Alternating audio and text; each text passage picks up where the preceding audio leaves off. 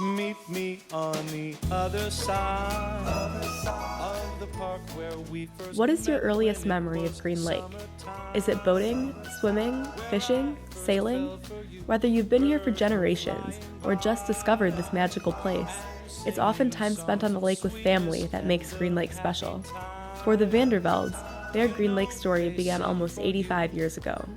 My grandfather loved the lake and loved what it had to offer, so they bought this cottage in 1935. It was like going to summer camp for the whole summer, and parents would go to work, and we'd just be down at the lake all day long, sailing, swimming. We want them to love all the things that matter to us, and one of the biggest things is this lake. The Green Lake Association and other associations like that are important because you need to protect what you have or take steps to improve what you have so that the future generations will be able to have the same experience and move back to the area and maybe have their families just like we did. There are no quick fixes for a cleaner Green Lake. We've facilitated several initiatives to reduce the impact of shorelines, streams, cities, and farms on the lake. We need your support for the following strategies to ensure that Big Green remains a place for building family legacies. 2 years ago, a tide of floater carp formed on Green Lake's shores. This year, we've worked hard with the Green Lake Sanitary District to double down on proactive efforts to remove thousands of carp from the lake. Every female carp that remains in Green Lake can produce 1 million eggs, so it is important to keep tackling this problem. Carp being an invasive species, the problem they present in the lake is they stir up the bottom lake sediment, which leads to increased phosphorus loading into the lake. We've been doing a lot of work with the commercial fishermen, and they've been doing a really good job removing carp. They've removed over 150,000 pounds. And then we use the Fyke nets here. We check them once a day, and we'll take out anywhere from 8 to 20 carp, so every day that adds up each year. A bird's eye view of the southwest inlet reveals a visible plume of phosphorus-loaded sediment flowing into Green Lake. The County Highway K estuary is the second highest nutrient loader to the lake.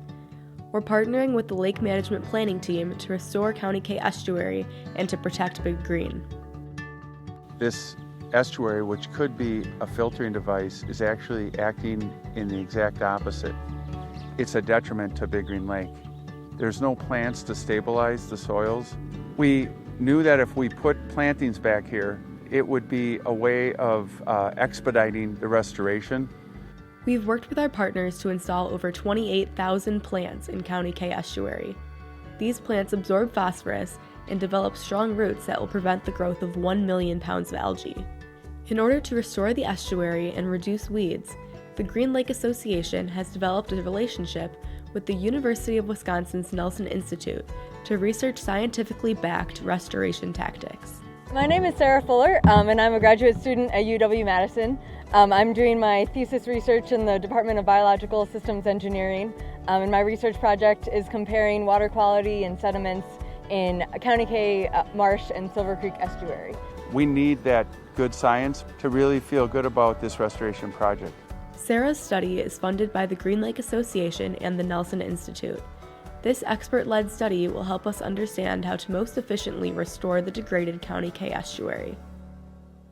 Each rainstorm dumps detrimental nutrients into the lake. On average, the lake receives nearly 17,000 pounds of phosphorus every year. Since 60% of Green Lake's drainage area is farmland, we're working with the Lake Management Planning Team, producers, and landowners to keep nutrients on the land and out of the lake. Over time, these practices will benefit downstream water quality for Green Lake. I think what makes Green Lake special is we've tried to create a formula so that landowners/farmers are rewarded for working with our team. Not only do we keep soil on the farm, which they want, but we attach to that soil is our number one culprit, phosphorus.